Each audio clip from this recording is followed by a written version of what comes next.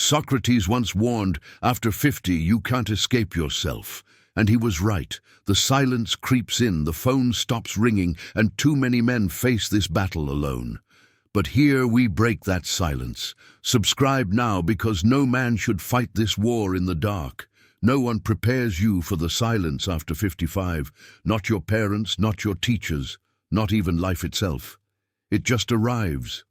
Slowly at first, and then all at once. The silence has a weight. It creeps into your mornings, when the alarm no longer rings, because there's no job waiting for you.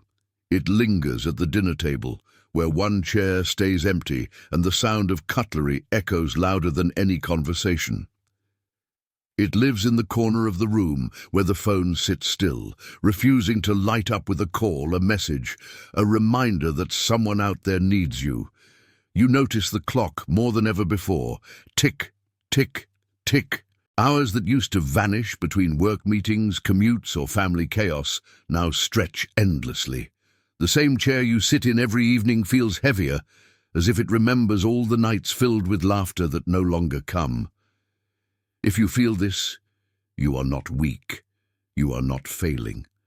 You are simply human. And you are not alone. Many men carry this same invisible weight, but they don't speak about it.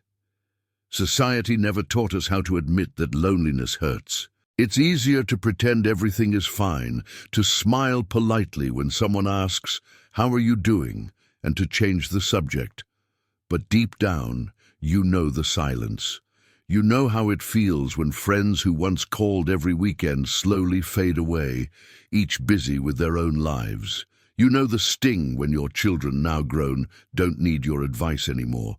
Or maybe they live miles away and their world rarely overlaps with yours. You know the strange mix of pride and loss when retirement gives you freedom, but also strips away your sense of purpose.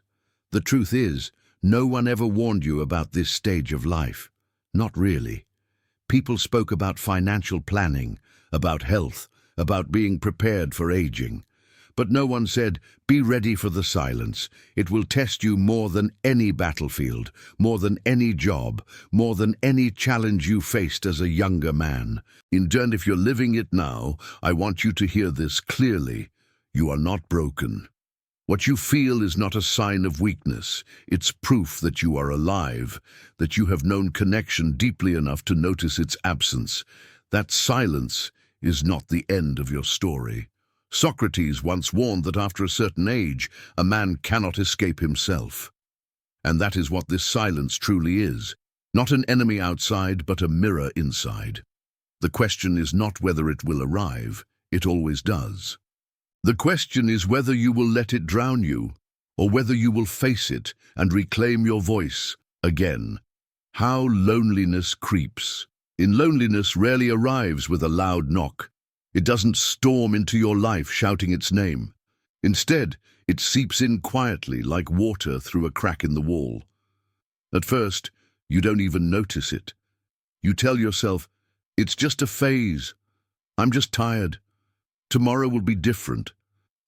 But slowly, it takes root. It changes the rhythm of your days. You wake up later, not because you need the rest, but because there's no real reason to get out of bed. Meals become smaller, simpler, sometimes skipped altogether, not because you lack food, but because cooking for one feels heavier than cooking for many. Conversations shrink too, until most of your words are spoken to the television or muttered under your breath.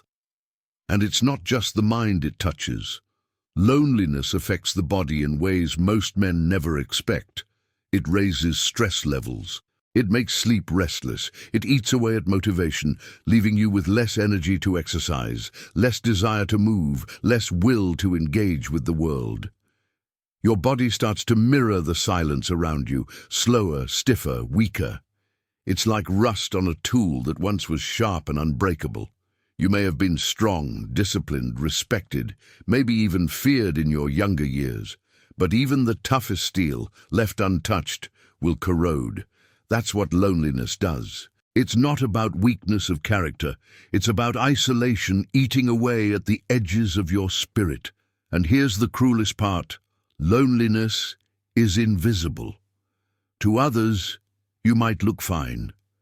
You still smile when someone waves. You still nod when the neighbor greets you. But inside, the silence keeps growing, like a shadow that doesn't leave. And because no one sees it, no one talks about it, which means you carry it alone. This silence isn't just sadness. Science now shows it's as dangerous as smoking, as deadly as untreated illness. It increases the risk of heart disease, depression, memory decline. Loneliness shortens life. It's not just an emotional ache, it's a physical threat. But here is the truth you need to hear. You don't have to wait for someone to come and rescue you. The cavalry is not coming. No one is going to burst through the door and erase the silence for you. And yet, that's not a reason to despair. It's the opposite. Because it means you hold the key. You can decide to fight back, even if it's one small step at a time. Loneliness may creep in silently, but it doesn't have to stay. It's a battle, yes, but not one you're destined to lose. How to turn the game around. Loneliness is strong, but you are stronger. The silence you feel is real, but it does not define you. It is not the end of your story. It is simply a chapter, a difficult one, yes, but also one that can lead to renewal if you choose to face it. The first truth you need to accept is this: no one is going to hand you back your purpose. You have to reach for it. That doesn't mean begging for attention or admitting weakness. It means taking small, deliberate steps to reconnect with life. Steps that restore your dignity, your energy, your presence. Start with something simple. Dust off an old skill. Maybe you once loved playing guitar, fixing engines, building furniture, painting or writing. Maybe it was gardening, fishing, or telling stories to your kids. Those skills are not gone. They are sleeping. And when you wake them up, you wake up a part of yourself that has been waiting for years. Next, don't underestimate the power of small daily contact. A greeting to the neighbor, a short chat with the shopkeeper, joining a local group, even if it feels awkward at first. You don't need to find a best friend overnight. You just need to create ripples of connection. Over time, those ripples turn into waves. Your body too can become a bridge. Take walks. Move, even if slowly. Go outside, even when the couch tempts you to stay put. Physical activity is not just about health. It's about reclaiming momentum. Every step you take against inertia is a step against loneliness. And when you walk among people, even strangers, you remind yourself, I am still part of this world. If technology is within your reach, use it. The internet is not just noise. It can be a tool for connection. Online groups, classes, hobbies, discussions, these can be lifelines when physical distance feels impossible to cross. But above all, remember this: seeking connection is not the same as asking for help. It is not surrender, it is strength. It takes courage to look silence in the eye and say, you will not win. You have lived decades. You carry wisdom, scars, victories, and stories that no one else can tell. That is not something to bury under silence. That is something to share, to pass on, to bring into the world again. The truth is simple. Loneliness is powerful. But you are more. The first step is not to deny it, not to numb it, not to pretend it doesn't exist. The first step is to name it, and then move, even in small ways, toward life again. Socrates warned that after a certain age, a man cannot escape himself. But here is the hope. You don't need to escape. You can embrace who you are, rebuild what you've lost, and create something new. The silence may knock at your door, but it doesn't have to stay inside your home. If you've watched until this point, it means the silence has touched your life in some way. Maybe you felt it late at night, staring at the ceiling. Maybe you felt it at the dinner table, looking at an empty chair. Or maybe you've simply felt it in the weight of days that all feel the same. And if that's you, know this: you are not alone. The very fact that you are here listening proves that deep down you are searching for meaning, for connection, for a reminder that your story still matters. Too many men believe they must fight this battle in silence. They believe strength means never admitting loneliness, but true strength, the kind that lasts, is the courage to face the silence head-on and to take even the smallest step back into life. The rust of isolation does not define you.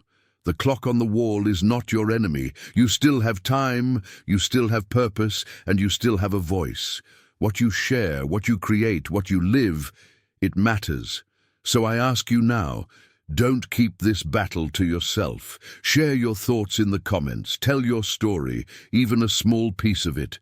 Because when you speak, another man realizes he is not fighting alone. And that might be the moment that saves him. And if these words spoke to you, subscribe to this channel, not because of algorithms, not because of numbers, but because here we talk about the battles men carry in silence. Here we face them together. Loneliness is strong, but you are stronger. And the first step is knowing you were never truly alone.